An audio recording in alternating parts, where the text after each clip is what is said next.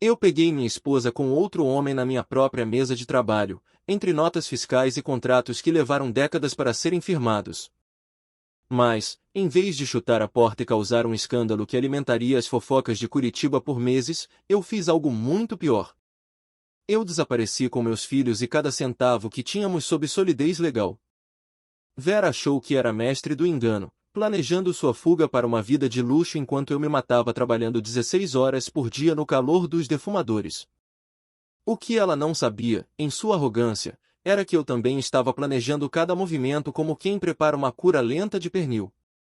Meu nome é João Barbosa. Tenho 45 anos, e até 6 meses atrás, eu era o retrato do sucesso paranaense. Achava que tinha as rédeas da vida bem seguras nas mãos. Minha esposa, Vera, meu sócio de longa data, Marcos Silveira, e eu tínhamos transformado a defumaria Barbosa e Silveira de um passatempo de churrasco de fim de semana na maior operação de processamento de carnes nobres de 3 regiões. Nós não apenas abastecíamos os melhores restaurantes de Curitiba, mas nossas linguiças artesanais eram disputadas até nos empórios mais sofisticados de São Paulo. Gustavo, meu filho de 17 anos, já tinha aquele brilho no olho de quem herdaria o império. Ele já falava em cursar agronomia para se juntar ao negócio logo após o ensino médio. Larissa, minha pequena de 14 anos, era nossa artista. Foi ela quem desenhou com as próprias mãos a nova identidade visual das nossas embalagens premium. Era o legítimo sonho brasileiro, mas o nosso vinha embrulhado em papel de açougueiro pardo e amarrado com barbante de algodão. O primeiro sinal de que o sonho estava apodrecendo deveria ter sido o perfume. Vera nunca usava fragrâncias na fábrica, era uma regra não escrita. Ela sempre dizia que o cheiro penetrante da fumaça de eucalipto dominaria qualquer essência francesa, então para que gastar? Mas naquela manhã de terça-feira de março, o ar ao redor dela carregava algo caro, floral e irritantemente estrangeiro. Quando a questionei, com a ingenuidade de um marido fiel, ela me deu um sorriso de canto. É só um sabonete líquido novo que comprei, João. Cheiro chique para uma terça-feira, não? Comentei, enquanto fazia o esforço braçal de carregar a última caixa de salame colonial no caminhão de entrega. Estava na promoção no Shopping Miller. Ela respondeu rápido demais, desviando o olhar para um ponto qualquer no chão de cimento. Eu deveria ter insistido. Deveria ter perguntado por que ela, que sempre foi econômica e comprava tudo na farmácia do bairro há 15 anos, agora batia ponto em shopping de luxo. Em vez disso, apenas beijei sua bochecha, que agora me parecia fria, e saí para a rota de entregas. O segundo sinal foi o celular. Vera sempre teve aversão à tecnologia, vivia me pedindo para configurar o WhatsApp ou atualizar os aplicativos de banco. De repente, ela se tornou uma especialista digital. Estava sempre colada no aparelho, os dedos voando pela tela com uma agilidade que ela nunca teve para preencher uma planilha de estoque. Com quem você tanto fala, Vera? Perguntei certa noite, observando o brilho da tela refletido em seus olhos na mesa de jantar. Só coordenando as coisas com o comitê da paróquia, João, disse ela, deslizando o telefone com a face para baixo na mesa, um gesto clássico de quem esconde algo. Você sabe como o planejamento do bingo de Páscoa é uma dor de cabeça. O detalhe? Já estávamos no final de julho. O terceiro sinal foi a agressividade gratuita. Ela começou a procurar briga por qualquer coisa. Meus hábitos, que nunca a incomodaram em 2 décadas, viraram crimes capitais. Se eu deixasse minhas botas de trabalho com resquícios de serragem na porta dos fundos, ela reagia como se eu tivesse espalhado lama pelos tapetes do Palácio do Planalto. Quando trabalhei até às 2 da manhã para finalizar um lote de peru defumado para um casamento importante, ela me acusou de amar mais a carne do que a minha própria família. Você nunca mais está presente, João. Ela gritou certa noite. Estou construindo nosso futuro, Vera. Respondi, com a voz rouca de exaustão.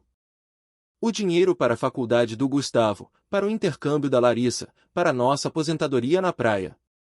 Tudo vem daqui. De que serve o dinheiro se você é um fantasma nesta casa? Ela retrucou, saindo do quarto e batendo a porta. Achei que era o estresse do vestibular do Gustavo ou o peso dos anos. Não percebi que ela estava, na verdade, pavimentando o caminho para a própria culpa, fabricando motivos para me odiar e assim justificar a sujeira que já fazia pelas minhas costas.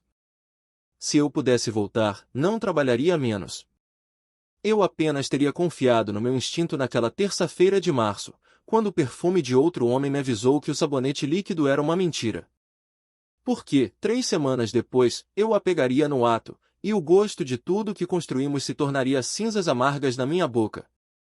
A verdade caiu sobre mim como uma marreta de 5 quilos numa tarde de quinta-feira, no fim de julho. Voltei à fábrica mais cedo para pegar uma pasta de documentos que esquecera. No caminho, pensei: vou levar a Vera para jantar naquela churrascaria que ela ama, fazer uma surpresa. O estacionamento estava quase vazio, exceto pela caminhonete do Marcos e um sedã prata desconhecido com placas locais. Entrei chamando pelo Marcos, mas o silêncio era absoluto. O pátio de produção estava deserto, os defumadores estavam frios para a limpeza. Então ouvi risadas. A voz da minha esposa misturada com a de um homem que eu não conhecia, vindo do escritório dos fundos. A porta não estava trancada, apenas encostada. Pela fresta, o mundo desmoronou. Vera estava sentada na borda da minha mesa. Suas pernas envolviam um sujeito de terno impecável e caro. Eles se beijavam com uma luxúria que não existia entre nós há uma década. As mãos dele estavam no cabelo dela, e ela puxava a gravata dele, a gravata que, percebi agora, era o esconderijo daquele perfume maldito. Fiquei paralisado por 10 segundos que pareceram horas. Aquela era a mulher com quem dividi a cama por 22 anos. Aquele era o meu santuário, onde planejei cada centavo da nossa vida, e aquele estranho usava o meu escritório como se fosse um motel de beira de estrada. O homem se afastou e disse, ajeitando o paletó: preciso ir, Vera. Tenho que passar no hotel antes que a minha esposa ligue de novo. Esposa. O miserável também traía. Quando te vejo? Vera perguntou, com uma voz ofegante que me deu náuseas. Amanhã à noite, no mesmo lugar, quarto 237. Diga ao João que o inventário vai atrasar. Recuei sem fazer barulho. Entrei na minha caminhonete e fiquei ali, com as mãos coladas no volante, tremendo de uma raiva fria que eu nunca soubera que existia. Pensei em entrar e quebrar a cara dele, mas eu perderia a razão. Dirigi para casa e esperei na garagem, no escuro, até que ela chegasse 2 horas depois, com o rosto límpido, como se nada tivesse acontecido. Chegou cedo, João, ela disse, entrando na cozinha e me encontrando sentado com um café frio. As entregas renderam, respondi, procurando em seus olhos um átomo de vergonha. Nada. Eu era apenas um móvel para ela. Amanhã vou chegar tarde, tá? O Marcos quer dar um jeito no estoque, ela anunciou, sem gaguejar. A mentira foi tão perfeita que senti um nojo quase admirado. Eu trago uma pizza para vocês, então, ofereci, testando-a. Não precisa. A gente pede algo por aqui mesmo, ela disse rápido, fugindo para o banho. Pizza no quarto 237. Naquela noite, enquanto ela dormia o sono dos justos ao meu lado, eu tracei a minha rota de fuga. Eu tinha 72 horas para mudar o destino da minha vida e dos meus filhos. Na manhã seguinte, liguei para o doutor. Ricardo. Ricardo, preciso falar com você agora. É sobre o meu casamento. Eu já esperava essa ligação, João, ele suspirou do outro lado. A Vera andou me sondando sobre como funciona a partilha de bens em caso de dissolução. Ela já estava planejando me deixar na rua. O negócio valia uns 10 milhões de reais. Se eu não agisse, ela levaria metade de tudo para sustentar o amante. Há uma brecha, João, Ricardo me explicou naquela tarde. Podemos dissolver a sociedade e mover os ativos antes de qualquer protocolo de divórcio, desde que justificado por dívidas comerciais ou reestruturação. Fui para casa e chamei o Gustavo e a Larissa para uma conversa séria, enquanto Vera estava no seu estoque de motel. Filhos, como vocês se sentiriam se fossemos embora? Só nós 3, para recomeçar do zero em outro lugar. Gustavo me olhou firme. E a mãe? Sua mãe e eu chegamos ao fim da linha. Não tem conserto. Expliquei o plano. Mato Grosso, a fazenda do tio Pedro. Ele precisava de alguém com o meu conhecimento técnico para gado de corte prêmio. A conversa durou horas. No fim, sem que eu precisasse destruir a imagem da mãe deles com detalhes sórdidos, eles entenderam o peso do que estava acontecendo. Eles me escolheram. Escolheram a verdade em vez do teatro. O fim de semana foi uma operação de guerra silenciosa. Movimentei cada centavo líquido para contas que ela não podia tocar, sob o pretexto de quitação de fornecedores. Liguei para o tio Pedro no domingo. Estou indo, Pedro. Mas levo bagagem. 2 filhos e um divórcio que vai ser um inferno. Só venha, João. Estaremos te esperando, ele respondeu. Segunda-feira foi o dia do juízo. Limpei as contas conjuntas e fui à fábrica. Encontrei o Marcos lá.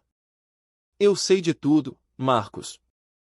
Você sabia e foi cúmplice, eu disse, jogando o envelope com o acerto dele na mesa. João, ela disse que ele era um investidor. Ele tentou gaguejar. Acabou. Cláusula de conduta moral, seção 12. Você permitiu adultério em solo da empresa. Pegue suas coisas e saia. Passei em casa, peguei as malas, os álbuns de fotos e deixei o bilhete. Vera, você escolheu o quarto 237. Eu escolhi os meus filhos. Não nos procure. Na escola, peguei a transferência dos 2. Às 15 horas, estávamos na BR-277, vendo Curitiba sumir no retrovisor enquanto a Serra do Mar se abria diante de nós. O celular começou a berrar às 16 horas. Vera. Deixei cair na caixa postal. Parei em um posto para ouvir as mensagens. João, você enlouqueceu? Cadê meus filhos? O banco diz que não tem saldo. Isso é sequestro, eu vou chamar a polícia. Sorri, desliguei o aparelho e o joguei na caçamba de lixo do posto. Pela primeira vez em meses, o ar estava puro, sem perfume barato e sem mentiras. Dirigimos até a meia-noite. Ao chegarmos em um hotel de beira de estrada, Gustavo tocou meu ombro. Pai, obrigado por nos tirar de lá. Eu que agradeço, filho. Agora, finalmente, vamos viver de verdade. A fazenda do tio Pedro estendia-se por 1.200 hectares de terra fértil no interior do Mato Grosso, a cerca de 60 quilômetros de Rondonópolis. Era exatamente o que precisávamos. O isolamento das estradas de terra, o silêncio do cerrado e uma chance real de reconstruir cada pilar da nossa vida sem o fantasma de Curitiba soprando no nosso pescoço. Bem-vindos ao novo lar, meus parentes! Exclamou Pedro, me dando um abraço de urso que quase estalou minhas costelas. Aos 62 anos, meu tio ainda mantinha o físico de quando servirá na marinha. Puro músculo, pele curtida pelo sol e uma determinação que não aceitava não como resposta. A sede da fazenda era imponente, uma construção sólida de madeira e alvenaria com 5 quartos, uma varanda que circulava toda a casa e uma cozinha de fazenda com fogão a lenha, capaz de alimentar um batalhão. Era o refúgio perfeito para um pai criando 2 adolescentes em plena tempestade. Pai, olha o tamanho disso! Larissa gritou, correndo pelos corredores, os olhos brilhando como eu não via há meses. Ela parecia ter deixado um peso invisível na fronteira do estado. Gustavo, por outro lado, mantinha a guarda alta, observando o maquinário e o gado com aquela mente analítica que sempre foi o seu forte. Que tipo de manejo o senhor faz aqui, tio Pedro? Perguntou ele, já se aproximando dos currais. Nelore de linhagem, meu filho. Mas o mercado de commodities está saturado. Quero entrar no nicho de cortes nobres, o tal do Angus e Wagyu. O momento do seu pai é uma providência divina. Preciso de alguém que entenda de carne, de corte e de tempero como ele. Durante o jantar, regado arroz carreteiro e uma carne de sol legítima, Pedro expôs o plano. A fazenda era sólida, mas precisava de inovação. Com meu conhecimento técnico em defumação e processamento artesanal, poderíamos criar uma marca de charcutaria premium para abastecer as capitais do Centro-Oeste e o agronegócio milionário da região. Não é só pelo lucro, João, explicou Pedro, olhando nos meus olhos. É sobre fincar raízes. É sobre deixar um legado de verdade para esses meninos, algo que ninguém possa tirar deles com uma canetada ou uma traição. Naquela primeira noite, sentei-me na varanda com uma caneca de café forte, observando um céu tão estrelado que parecia irreal. O silêncio ali não era o silêncio sufocante do nosso apartamento em Curitiba, onde cada passo da Vera parecia esconder um segredo. Era uma calma vasta, cheia de sons de grilos e do vento nas pastagens. Meu novo celular, um aparelho pré-pago simples, vibrou no bolso. Era uma mensagem criptografada do doutor Ricardo. Vera contratou um tubarão do direito de família. Ela entrou com uma liminar alegando alienação parental e apropriação indébita de ativos. Já bloqueei as primeiras tentativas, mas ela está movendo céus e terra. Cuidado. Apaguei a mensagem. Ela que gastasse o que restava com advogados, as crianças estavam ali por vontade própria, e cada centavo que eu movi foi registrado como pagamento de dividendos e quitação de obrigações da empresa que eu mesmo fundei. Nas semanas seguintes, troquei o terno de dono de empresa pelas botinas e o chapéu. Aprendi a lida do campo, o ciclo do pasto e a paciência do criador. Gustavo se revelou um talento nato em pouco tempo. Ele já operava o trator e ajudava no controle sanitário do rebanho com uma dedicação que me enchia de orgulho. Larissa começou na escola da cidade próxima. Sendo a menina da capital, ela se destacou rápido, mas o que ela mais gostava era da liberdade de andar a cavalo ao entardecer. Aqui parece que a gente pode respirar, pai, ela me disse certa vez. É porque aqui ninguém precisa fingir ser o que não é, filha, respondi. Mas a paz era um cristal fino. 3 meses depois, o doutor Ricardo ligou com notícias sombrias do Paraná.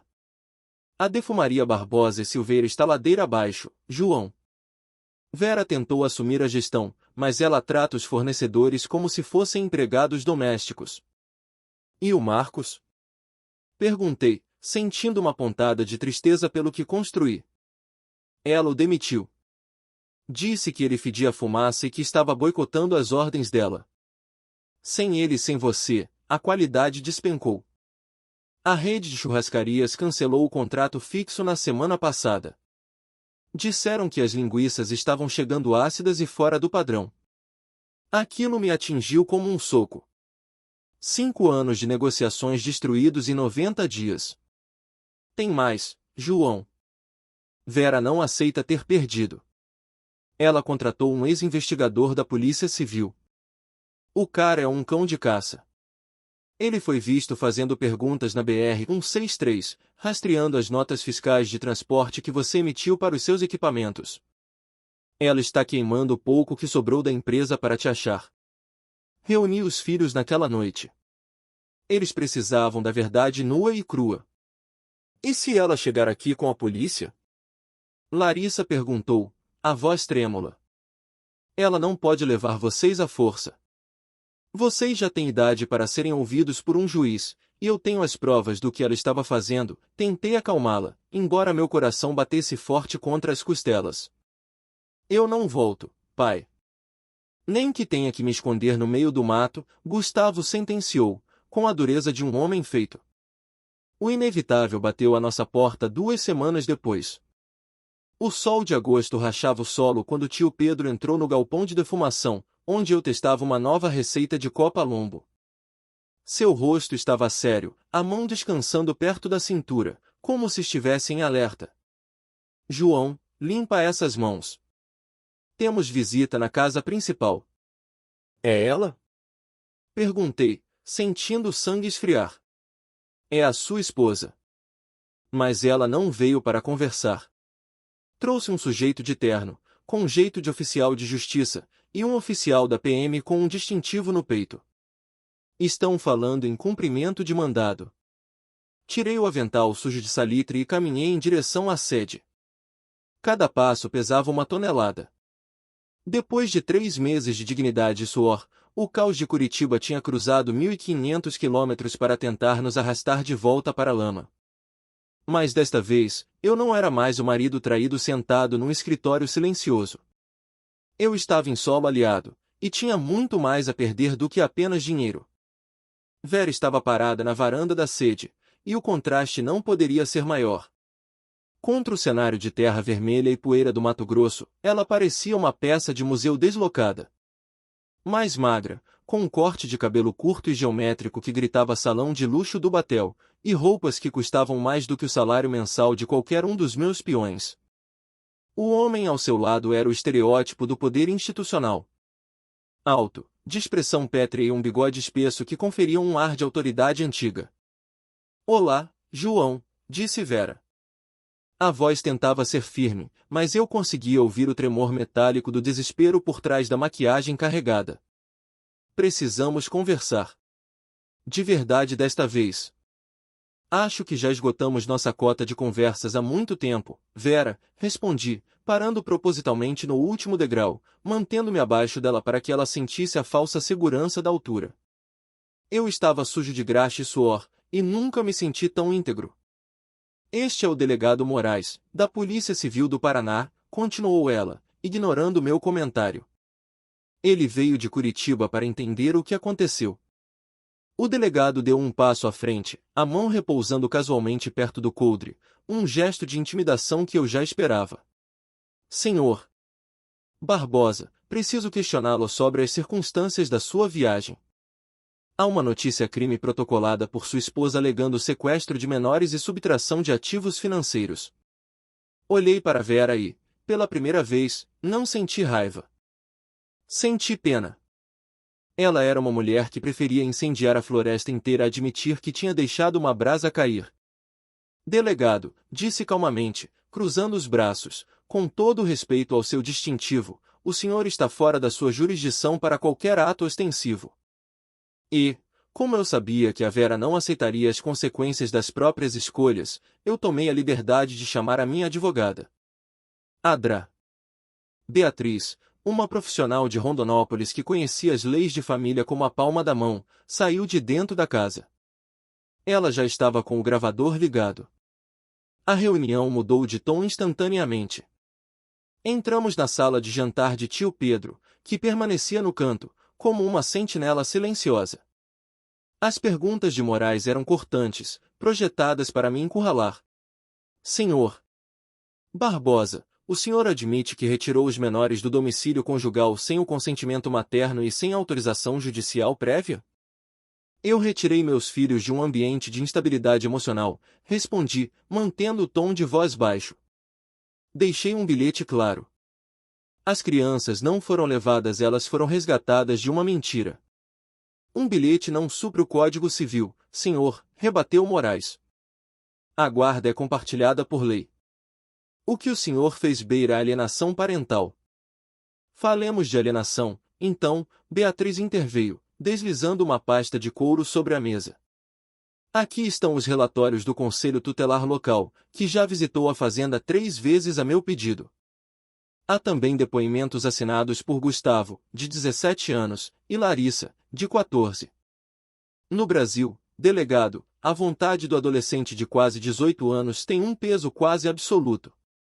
E a Larissa foi enfática. "Ela se sente mais segura aqui." Vera estremeceu, as mãos cerradas sobre a mesa de jacarandá. Os nós de seus dedos estavam brancos. "Ele os manipulou!" gritou ela. "Ele contou mentiras, usou detalhes da nossa vida íntima para me demonizar." "Eu contei a verdade, Vera." "A verdade sobre o quarto 237, respondi, olhando-a nos olhos. "A verdade sobre como você usava o nosso suor para pagar motel para um sujeito que nem o próprio nome te dava direito." "Isso é irrelevante para a guarda!" ela exclamou, olhando para o delegado em busca de apoio. "Na verdade, senhora." "Vera", interrompeu Beatriz com um sorriso gélido, "quando o adultério ocorre no ambiente de trabalho da família, envolvendo o patrimônio que sustenta os filhos e gerando abandono afetivo temporário, isso se torna extremamente relevante para o juiz de família." Temos imagens das câmeras de segurança da defumaria, registros de GPS da caminhonete da empresa no hotel e notas fiscais de presentes comprados com cartão corporativo. O delegado Moraes folheou a pasta. O desconforto dele era visível. Ele viera para prender um sequestrador e encontrou um processo de divórcio litigioso devastadoramente bem fundamentado. Senhor Barbosa, as alegações de roubo de ativos. Começou Moraes, agora com menos ímpeto. Reestruturação societária, corrigi. O dinheiro movido era referente à minha retirada de lucros acumulados e a quitação de dívidas que a Vera nem sabia que existiam. O doutor Ricardo em Curitiba já protocolou a prestação de contas. A reunião se arrastou por mais 1 hora. Vera alternava entre crises de choro e explosões de fúria, exigindo ver os filhos. Eu quero vê-los agora. Eu sou a mãe. Gritava ela, tentando se levantar. Eles estão no curral com o tio Pedro, eu disse. Eu não vou impedi-los de falar com você, mas não vou forçá-los. Se eles quiserem entrar, a porta está aberta. Moraes foi até a varanda e chamou os jovens. Gustavo entrou primeiro. Ele parecia ter crescido 5 centímetros nos últimos meses. Olhou para a mãe com uma frieza que me assustou. Larissa veio logo atrás, mantendo-se colada ao irmão. Oi, meus amores. Vera começou, estendendo a mão. Não começa, mãe, Gustavo cortou, seco.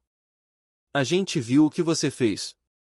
A gente ouviu as mensagens que você deixou para o pai. Você não está aqui por nós. Você está aqui porque o dinheiro acabou e a empresa faliu. Isso não é verdade. Eu amo vocês. Se amasse, não teria transformado o escritório do papai naquela sujeira, disse Larissa, com lágrimas nos olhos, mas a voz firme. A gente não vai voltar. Pode trazer a polícia, o exército, quem você quiser. Nossa casa agora é aqui. Vera desabou na cadeira, o rosto escondido nas mãos. O delegado Moraes fechou sua caderneta. Senhora Vera, não há flagrante de crime aqui. As crianças estão em ambiente salubre, estudando e sob cuidados de parentes consanguíneos. Qualquer disputa agora deve ser resolvida na vara de família de Rondonópolis, já que este é o novo domicílio dos menores. Ao sair, Vera parou no portão da caminhonete do delegado. O desespero tinha dado lugar a uma raiva purulenta. Isso não acabou, João. Eu conheço gente em Curitiba. Eu tenho recursos que você nem imagina. Eu vou destruir essa fazenda, vou destruir o Pedro e vou ter meus filhos de volta nem que seja a última coisa que eu faça. Você pode tentar, Vera, respondi, enquanto o sol se punha atrás das plantações, tingindo tudo de um laranja-sangue. Mas olhe ao seu redor. Você está no meu terreno agora. Aqui, o que não é verdadeiro, o cerrado devora. Ela bateu a porta do carro e eles partiram, levantando uma nuvem de poeira que logo se assentou. Voltei para dentro e abracei meus filhos. A batalha legal estava apenas começando, mas a batalha pelas almas deles eu já tinha vencido. Depois que a poeira da caminhonete do delegado baixou no horizonte, o silêncio que ficou na varanda era pesado, carregado de eletricidade. Sentei-me com Adrá Beatriz para repassar o tabuleiro. Ela não vai recuar, João, alertou Beatriz, fechando sua pasta de couro com um estalo seco. Uma mulher como a Vera, quando perde o controle da narrativa, torna-se perigosa. Mães acuadas cometem atos desesperados para validar a própria imagem perante a sociedade. Qual é o pior cenário? Perguntei, sentindo o peso dos meus 45 anos nos ombros. Ela pode tentar uma medida cautelar de busca e apreensão de menores, alegando sequestro parental interestadual. Se cair nas mãos de um juiz conservador em Curitiba que ainda enxerga a figura materna como intocável, teremos uma briga feia. Vai custar caro, vai desgastar as crianças, e no direito de família, as garantias são tão fluidas quanto a água. Olhei pela janela da cozinha. Gustavo e Larissa estavam debruçados sobre a mesa de madeira maciça, concentrados nos livros. Eles pareciam mais robustos, com a pele levemente bronzeada pelo sol do Mato Grosso, totalmente adaptados à rotina da fazenda e à escola nova. Algumas coisas valem qualquer preço, qualquer guerra. 2 semanas depois, os primeiros tiros da guerra suja foram disparados. Começou com ligações anônimas e maldosas para a escola estadual onde as crianças estudavam. A denúncia era grave. Crianças sequestradas e mantidas em cárcere privado em uma fazenda isolada. O diretor, um homem sensato que já conhecia a fama de trabalhador do tio Pedro, nos chamou para uma conversa. Larissa, com uma maturidade que me cortou o coração, olhou nos olhos dele e disse a verdade nua e crua. Nós escolhemos estar aqui, diretor. Estamos felizes. Nossa mãe traiu nosso pai dentro da nossa empresa e agora quer nos usar para não sair por baixo na história. A escola recuou e nos deu apoio, mas sabíamos que era apenas o primeiro movimento de uma peça de xadrez doentia. Logo em seguida, recebemos a visita do Conselho Tutelar de Rondonópolis. As denúncias vinham do Paraná, pintando um quadro de menores em perigo e situação de risco. A assistente social, Aparecida, uma mulher de olhar clínico e gestos gentis, pediu para entrevistar todos separadamente. Sua mãe demonstra uma preocupação extrema com vocês, Gustavo, disse ela, testando a reação do meu filho. Nossa mãe está preocupada em não passar vergonha no grupo de oração da paróquia, Gustavo respondeu, sem piscar. Ela não se importa com a nossa felicidade, ela se importa com a reputação dela e com o padrão de vida que ela mesma destruiu. O relatório de Aparecida foi um bálsamo. Descreveu crianças equilibradas, um ambiente familiar saudável e um desejo absoluto de permanência comigo. Mas Vera escalou o conflito para os tribunais de Curitiba. O doutor Ricardo ligou com um tom de voz sombrio. João, ela conseguiu abrir um processo de guarda de emergência lá. Como o divórcio ainda não transitou em julgado, legalmente ela ainda goza da presunção de guarda compartilhada. O juiz marcou uma audiência de conciliação para daqui a 3 semanas. Se você não aparecer, ela ganha por revelia. Se aparecer, estará sob a jurisdição direta de Curitiba e ela pode tentar segurar as crianças lá. Reuni os filhos na varanda ao cair da tarde.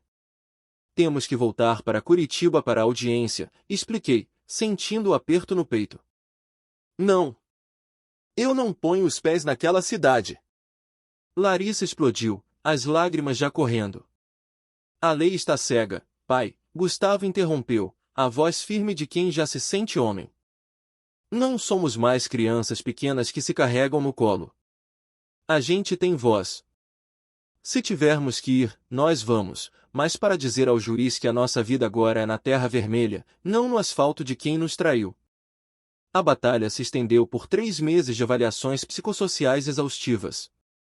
Psicólogos e assistentes sociais do tribunal vieram até a fazenda, acompanharam o dia a dia, verificaram o boletim escolar e a saúde dos meninos. Adra Patrícia, a perita-chefe do caso, não se deixou levar pelo choro teatral que Vera encenava nos corredores do fórum. Seus filhos são incrivelmente centrados, senhor Barbosa, ela me disse em particular, após a última entrevista. Eles buscam estabilidade, acima de tudo, honestidade. Coisas que, pelo que apuramos, entraram em colapso na rotina anterior no Paraná. A audiência final aconteceu em uma manhã de dezembro, com o céu de Curitiba cinzento e frio, combinando com o clima no tribunal. O advogado da Vera, um homem de terno caro e fala agressiva, tentou me pintar como um marido vingativo, um sequestrador emocional que fizera lavagem cerebral nos filhos. Quando foi a nossa vez, Adra Beatriz não precisou de muitos adjetivos. Deixou que as evidências gritassem. As fotos do motel, os extratos bancários das futilidades de Vera e, o mais importante, o depoimento gravado das crianças. No gabinete do juiz, Larissa foi cirúrgica. Eu sinto falta da mãe que eu imaginei que tinha, excelência. Mas essa pessoa nunca existiu de verdade. Era só uma máscara. O juiz levou 2 semanas para proferir a sentença. O veredito, lido em voz alta, foi um soco de realidade para Vera. Concedo a guarda unilateral e a residência principal ao Sr.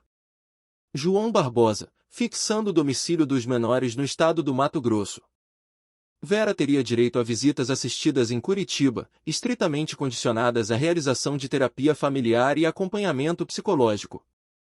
O magistrado citou o comportamento errático e a instabilidade emocional da genitora durante o processo como fator determinante para a supervisão. Ao sairmos do tribunal, sob a garoa fina do Paraná, Vera me segurou pelo braço. Seus olhos eram um poço de desespero misturado com uma tentativa vã de manipulação. Por favor, João. Pelo amor de Deus. Podemos resolver isso de outra forma? Pelas crianças? Você teve 22 anos para resolver as coisas com decência, Vera, respondi, soltando meu braço com calma.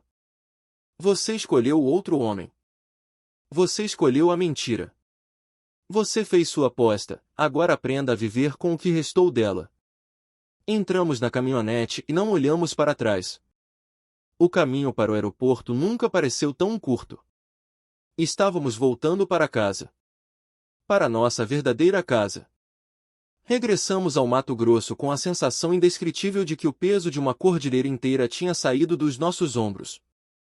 O processo judicial em Curitiba foi uma maratona de exaustão mental, mas o veredito final nos deu mais do que a guarda dos filhos, deu-nos a certidão de nascimento de uma nova vida, com as bases legais para finalmente respirarmos o ar puro do Cerrado sem olhar para trás. Vera ainda tentou manter a Defumaria Barbosa e Silveira funcionando por mais alguns meses, movida por um orgulho cego. Mas a falta de conhecimento técnico e a reputação manchada pela lavagem de roupa suja no tribunal foram fatais para o negócio. Soube, por meio de um e-mail curto do Dr. Ricardo, que ela acabou vendendo maquinário, aquelas defumadoras alemãs que eu trouxe com tanto sacrifício, por uma fração do valor real para pagar dívidas trabalhistas. Dizem que ela se mudou para o interior de São Paulo com aquele sujeito do terno caro. O investidor acabou perdendo o cargo de diretoria pouco tempo depois, quando o escândalo da traição chegou aos ouvidos da própria esposa, que era a verdadeira dona da empresa onde ele trabalhava. O castelo de cartas deles ruiu da mesma forma que tentaram fazer com o meu. Aqui na fazenda do tio Pedro, a vida passou a seguir um ritmo diferente, ditado pelo ciclo das águas, pela engorda do gado e pelo sol que tinge a terra de roxo ao entardecer. Aquele João Barbosa de Curitiba, o homem que se matava 16 horas por dia para sustentar uma mentira perfumada e um apartamento de luxo vazio, ficou para trás, enterrado sob o asfalto frio do Paraná. O João de agora ainda trabalha duro, com as mãos calejadas e o rosto marcado pelo sol, mas faz isso ao lado dos filhos, sentindo o cheiro da lenha de verdade, não da traição. A nossa linha de carnes nobres, batizada de Seleção Barbosa. Do pasto ao fogo, tornou-se um sucesso absoluto na região de Rondonópolis e Cuiabá. Gustavo, agora com 18 anos, ingressou na faculdade de agronomia. Ele passa todos os fins de semana aqui na fazenda, trocando as festas universitárias pelo manejo do rebanho. Ele se tornou um homem íntegro, de poucas palavras e decisões firmes, tem um olhar para a saúde do gado e para a qualidade da pastagem que faz o tio Pedro sorrir de orgulho em silêncio. Larissa está terminando o ensino médio com as melhores notas da turma. Ela não apenas herdou o talento artístico, mas o canalizou para o negócio da família. Foi ela quem reformulou toda a identidade visual da nossa marca, unindo a rusticidade da fazenda com um design moderno que atrai os restaurantes mais caros do Centro-Oeste. Ela trouxe cor e alma para a tradição que eu quase deixei morrer. Certa noite, enquanto jantávamos na varanda sob aquele céu imenso que só o Mato Grosso oferece, uma percepção profunda me atingiu. Eu estava mais feliz naquele momento do que em todas as décadas anteriores somadas. Não pelo dinheiro que voltava a entrar na conta, mas por tudo que eu tive a coragem de deixar para trás. No fim das contas, a Vera me fez um favor quando me traiu naquela mesa de escritório. Ela me forçou a escolher entre o conforto anestesiante de uma vida falsa e a integridade cortante de uma verdade dolorosa. A escolha foi brutal, mas nos trouxe a este lugar onde as palavras têm peso e os abraços são reais. Pai, disse Larissa, tirando-me dos meus pensamentos enquanto organizava seus desenhos de novas etiquetas. O orientador da escola perguntou sobre as visitas às universidades nesta primavera. Eu queria ver a de design em São Paulo e a de Goiânia. Faça uma lista, filha, respondi com um sorriso que vinha do fundo da alma. Vamos visitar todas, das mais tradicionais às mais conceituadas. Especialmente as melhores. Você e seu irmão conquistaram esse direito. Depois do jantar, enquanto a brisa fresca da noite começava a soprar, Gustavo me puxou de lado para ajudá-lo a organizar as tralhas de montaria. Obrigado por lutar por nós, pai, ele disse, de forma simples, mas com uma força que me fez engolir em seco. Obrigado por não ter nos deixado naquela mentira. Obrigado por me darem um motivo para não desistir, meu filho, respondi, apertando o ombro dele. Mais tarde, sozinho na varanda, ouvindo o som distante do gado no pasto e observando as estrelas, pensei no homem que eu era há 2 anos. Aquele sujeito era forte, sim, mas era ingênuo e vivia para os outros. Este homem que sou hoje é muito mais forte, mas, acima de tudo, é sábio. Aprendi que, às vezes, a melhor coisa que pode acontecer a um homem é perder tudo o que ele achava que desejava, só para ter a chance de descobrir o que ele realmente precisava. E o que eu precisava o tempo todo nunca esteve em Curitiba ou em uma conta bancária de 7 dígitos, estava aqui. Lealdade, honestidade e a coragem de recomeçar quando o mundo diz que já é tarde demais. O cheiro agora não é de perfume estrangeiro, é de terra, de fumaça de lenha boa e de um futuro que, finalmente, é todo nosso. Obrigado por ouvir minha história até o fim. Se ela tocou você, deixe um like, escreva nos comentários o que mais te marcou e não se esqueça de dizer de onde você é. Inscreva-se no canal, muitas outras histórias ainda estão por vir.